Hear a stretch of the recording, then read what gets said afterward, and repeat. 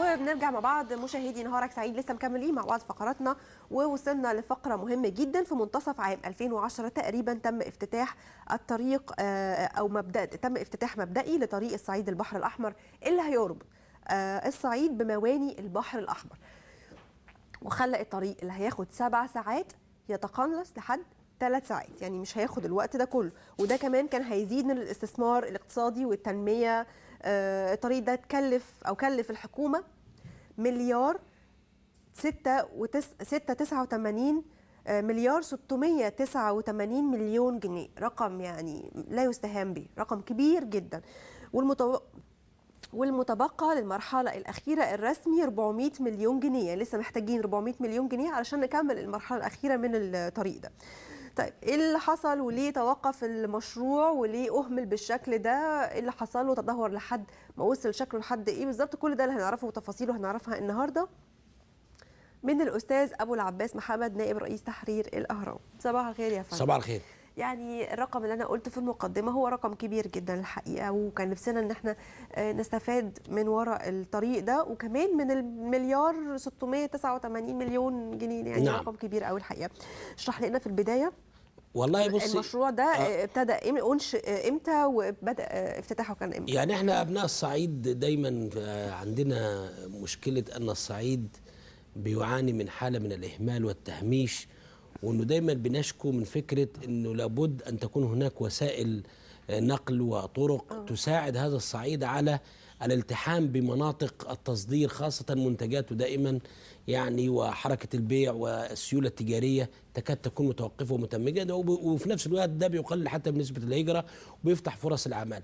طريق الصعيد البحر الاحمر ده كان من احد الاحلام او المشروعات القوميه اللي كان دايما الصعيد واهل الصعيد بيتكلموا فيه من نصف قرن تقريبا. حضرتك بتقولي كمان ان هو كان ممكن بعد ما يتم الطريق ده كان ممكن يساوي اهميه السد العالي مثلا. ده يعني انا لو انت تتذكري حينما تم افتتاح المرحله الاولى سنه 2010 وكان الوزير محمود محي الدين وزير الاستثمار في ذلك الحين، ويعني والاحتفالات التي اقيمت لافتتاح الطريق حاجه مبهره قوي، خاصه انك انت بتعملي طريق في قلب الجبل وقلب ممرات صعبه وفكره تكسير الدشن، ففكر الناس بفكره بناء السد العالي. الصوره نفسها الذهنيه اللي اعطيت للناس كانت نفس هذه الصوره، وبدات الناس تشعر ان بالفعل هذا الربط كان سيتم. للاسف الشديد ان الطريق ده تم التفكير فيه من سنه 2006 ولغايه 2010 واستمر، صرف مبالغ كبيره جدا.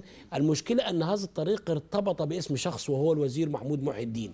حينما مضى محمود محي الدين وانتهى النظام السابق كله بشكل عام، وكأن الطريق فص ملح وداب واختفى على الاطلاق، وكان الطريق ده مش في مصر، او الطريق ده كان عباره عن طريق متنقل او طريق جوال زي التليفون المحمول في يد الجميع، وكأن محمود محي الدين خد الطريق ده معاه وسافر بره لما راح البنك الدولي وخدوا معاه بره، وما عادش في طريق صعيد البحر الاحمر. وحتى الان الحكومه او الحكومات المتعاقبه بعد الثوره التي جاءت، هذا الطريق سقط تماما من اجنده هذه الحكومه على الاطلاق. حتى رئيس الوزراء الحالي كنا نتوقع باعتبار انه يعني وزير يعني جاء في ظل رئاسه جديده ودكتور مرسي يحدثنا عن طريق صعيد يرجع للملفات السابقه اللي ليها اهميه ويعيد مره اخرى والامر كله. وخدي بالك هذا الطريق المرحله الاولى رغم انها تكلفت كل هذا، اذا لم يتم استكمال المرحله الثانيه فلا فائده للمرحله الاولى على الإطلاق. ممكن حضرتك تقول لي الطريق ده وصل التدهور اللي حصل له بنسبه كام في المية؟ يعني في ظل هذا في ظل هذا الاهمال الشديد نحن امام تجاوزات تصل الى اكثر من 40%، ده كتير وتعديات على الطريق تهدر الملياري جنيه تقريبا. هناك بعض الشركات الوهميه بدات تضع لافتاتها على هذه، او بعض الاهالي يضعوا لافتاتهم باعتبار ان هذه الارض ملك فلان وملك علان، يعني كما تقرأين لوحات اللي بتتحط لافتات وهميه، يعني لافتات وهميه باعتبار ان هي وهميه بمعنى ان هي الارض مش ارضهم، لكن هي ده يوهمك ان ده ارضه، وبالتالي بدات عمليات زراعه عن طريق وضع اليد، رغم ان هناك ابحاث بتقول ان الجزء بتاع وادي قنا او الجزء من سوهاج لغايه وادي قنا جزء اساسا غير صالح للزراعه على الاطلاق، الا ان هناك محاولات انه يتم هذه الخربشه في الارض بغرض الزراعه، لكن الغرض الاساسي او المقصود منه ان يتم تقنين وضع اليد باعتبار يعني هكذا هو الحال، وثم يتم بيع هذه الارض. هو مش في تصاريح بتعطى لكل الناس اللي عايزين يعملوا ارض للزراعه او ارض للبناء او ارض او الحاجات دي؟ مش المفروض ان بيبقى في تصاريح ومراقبه؟ في غياب الدوله انت قصدك في الغياب السنتين اللي فاتوا يعني؟ في غياب الدوله وفي ظل وفي ظل هذه الحاله من الارتباك كل شيء يسود. اما فكره التصاريح، هناك ايضا اراضي زراعيه كثيره على طريقه وادي قنا مثلا، هناك اراضي زراعيه كثيره جدا حتى الان لم توزع، وايضا اهالي واخدينها ونواب سابقين واخدينها ولم توزع. يعني القانون ما زال بعيدا عن اشياء كثيره، وتحديدا في الصعيد المنسي الذي يعني يتهمش اكثر واكثر كلما زادت كل هذه الحاله من الارتباك، وبتشعري ان بالفعل ان المشاكل هناك بتزيد اكتر. وبالتالي انا واحد من الناس اللي بيحذروا ان لو بما اننا بنتكلم عن ثورات وعن حالات غضب، الثوره القادمه لا اريد ان اقول انها ستاتي من الصعيد، باعتبار انها ممكن ان تكون ثوره الجوع تنطلق من الجنوب في ظل هذا الاهمال والتهميش، وبالتالي علينا ان ننتبه بان هناك كارثه ما نتيجه هذا الاهمال والتهميش المستمر. يعني دلوقتي تقريبا عدى سنه وحاجه، نعم، واكتر عامين على افتتاح الطريق، عامين بالظبط، سنتين بالظبط على افتتاح الطريق. طبعا اتعرض الطريق للتشققات والفجوات في انهيارات حصلت، وكمان تسرب السيول ليه يعني. ده لسه بيفكروا ان ينقلوه لوزاره النقل يعني. طب انا عايز اعرف عند حضرتك فكره، هل الناس او هل الجهات المعنيه قعدت مع المسؤولين علشان يشوفوا هيوصلوا لفين؟ هيكملوا طريق، هيحطوا 400 مليون، ولا هيعملوا ايه؟ المعلومات اللي عندي ان ولا المعلومات اللي عندي لغايه يعني اسبوع مضى هناك تفكير او 10 ايام مضت هناك تفكير، لسه تفكير بان يتم نقل الطريق من وزاره الاستثمار تقريبا الى وزاره النقل. ليه؟ يعني باعتبار ان وزاره النقل ده طرق، مع ان وزاره النقل ليس لها وزير، ووزاره النقل موجوده تابعه لوزاره الاسكان. ده ياكد لك فكره حاله ارتباك. هذه الطرق الاستراتيجيه اللي هي على اساسها بتقام عليها مشروعات، أيوة، ينبغي ان تكون لها هيئات مستقله تقوم على خدمتها بشكل اساسي وتتبع اي وزاره ايا كان. لكن في النهايه فكره ان احنا مش عارفين الطريق ده يبقى تبع مين، يعني الهيئه القوميه للتشييد والبناء يعني هي اللي كانت يعني بيتهيألي لما الجهات المسؤوله عن تكمله او استكمال الطريق ده لما يقعدوا مع رئيس الوزراء مثلا دكتور هشام قنديل ويشوفوا هم هيوصلوا لفين، هل هيكملوه، هيصلحوا التشققات والفجوات وتسرب السيول ليه، هيصلحوها الاول بعدين يبداوا يحطوا 400 مليون عشان يكملوا الطريق، ولا ايه يعني؟ بص حضرتك، هذا ولا كده خلاص يعني؟ لا ما فيش حاجه اسمها خلاص. هو بص، هذا الطريق احد ادله الادانه لحكومه هشام قنديل والحكومه التي قبلها حكومه الجنزوري، بمعنى ان هذه الحكومات طالما لا تفكر. بس هو الملف لسه ما فتحوش دكتور هشام قنديل، فما نقدرش نرمي لا انا بتكلم في حكومه جاءت لتتحدث عن تنميه وعن استثمار وعن بناء وعن تشييد. يتحدثون عن شرق التفريع، مشروع قناه السويس اللي هو هيبقى ضخم للغايه ومشروع تنميه للغايه وهيوفر اشياء كثيره. بتتكلمي عن مينا حاجه و60 كيلو في وانا بتكلم كمان على الناس اللي هي كانت مع الحكومه اللي فاتت اللي هم فاضلين لحد دلوقتي، اللي هم لسه بيكملوا الطريق. انا بتكلم يعني عاوز اقول في ملفات كتير. ما انا عاوز اقول لحضرتك مشروع شرق التفريع زي مشروع طريق الصعيد البحر الاحمر، للاسف هذه الملفات اللي هي هتعمل عمليه نقل تنموي لهذا الوطن من منطقة راكدة إلى منطقة متحركة، للأسف الشديد واضح أنها ستظل ملفات مغلقة كسولة لا أحد يقترب منها، لأن الحكومة واضح أنها بعافية شوية ومش عارفة يعني تلاقيها منين أو منين، أو مش عارفة تبدأ منين. فكرة أن رئيس الوزراء أو فريق العمل الذي يدير شأن هذا البلاد وما معهوش أجندة واضحة ومش قاري خريطة هذا الوطن واحتياجاته، أتصور أن طريق الصعيد الأحمر كافي. إهمال هذا الطريق كافي تماما أن تقول هذه الحكومة أنا فشلت وأستأذنكم أنا غير قادرة على إدارة هذا، لأن هذا الطريق بيربط شرايين بشكل غير عادي يعني. اسمح لي أرد على حضرتك إنه في جملة أنت قلتها في النص إنه ممكن يكون في ملفات كتير جدا وإحنا دلوقتي في وقت مرتبك والدستور وإلى آخره، وطبعا الفترة اللي فاتت دي كان فيها حاجات كتير قوي. أنا بتكلم على إنه كان في ناس قائمين ومشرفين على هذا المشروع، المفروض إن هم يتحركوا يروحوا يفتحوا محلات يشيروا الى هذا الطريق.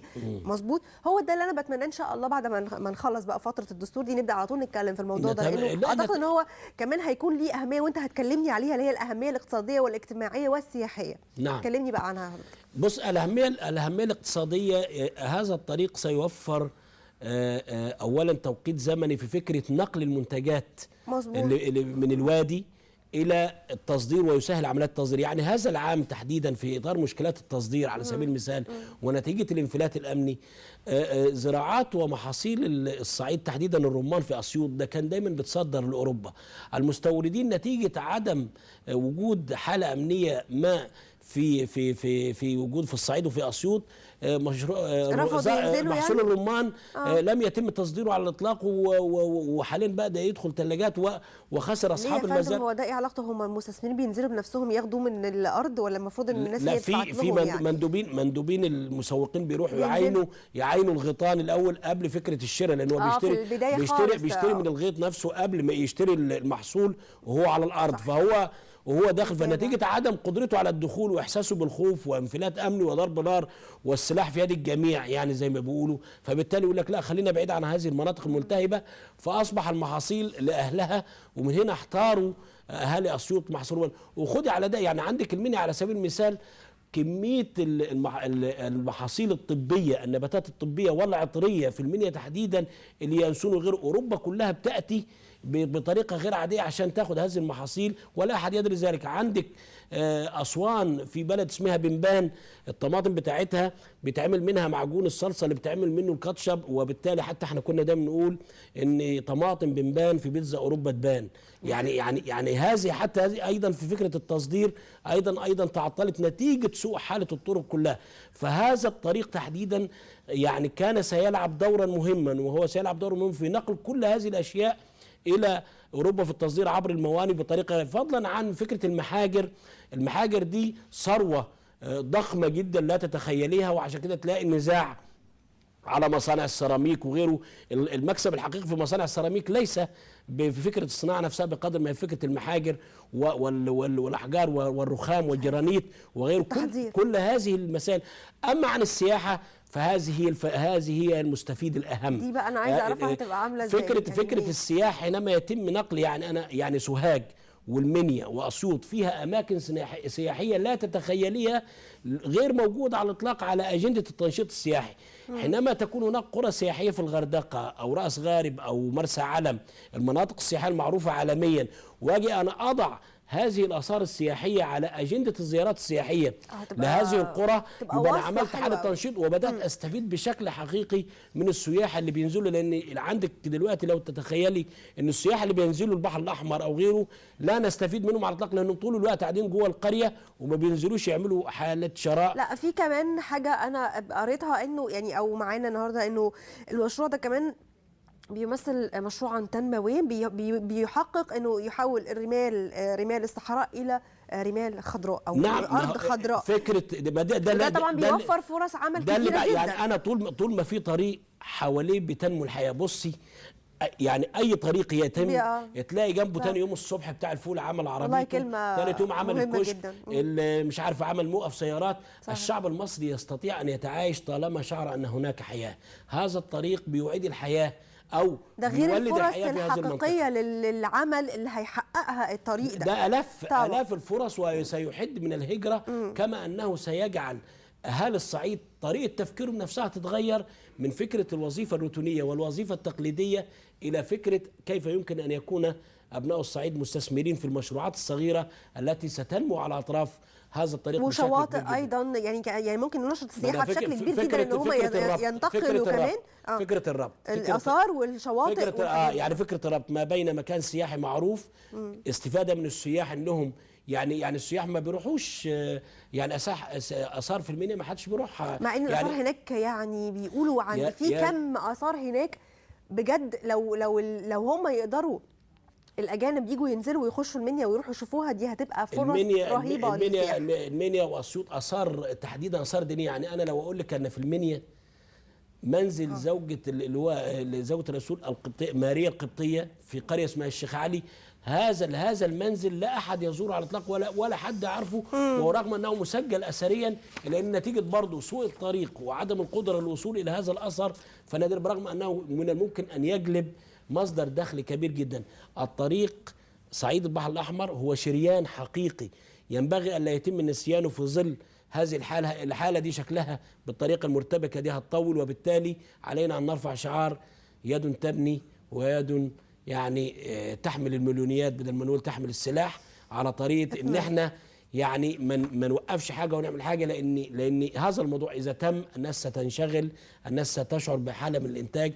لكن فكره ان احنا كده نقعد نتفرج على بعض بصراحة يعني أهمية هذا المشروع في كل كلامك بيؤكد ان هو لو اتعمل هيحقق فرص كتيرة جدا، سواء يعني انا للسياحة اتمنى او للتنمية او للفرص العمل. اتمنى يعني كتير. بما ان احنا مش عايزين نطمس اللي فات، اتمنى بالفعل اني نشوف حاله الاحتفال والعمال. هذا الطريق مات فيه اكتر من 80 شخص شهيد، وانا واحد من الناس اللي طالبوا ان تكتب اسماء شهداء الطريق واثناء تفجير الصخور. يعني زي ما بتقول على الشهداء التحرير 80. هناك شهداء 80 شهيد لا احد يعرفهم وما خدوش اي حاجه، وحتى الان اهاليهم تبحث عن دعم وتبحث عن يعني طلبات لهؤلاء اسر الشهداء، وحتى الان ربنا يرحم الجميع يا رب وفي الجنه ان شاء الله. واتمنى انه يعني يلقى نظره على هذا المشروع علشان يكتمل، لانه لو اكتمل فعلا هنشوف تنميه كبيره جدا ان شاء الله، ومن خلالها نقدر نحقق فرص عمل كتير جدا لابناء شعب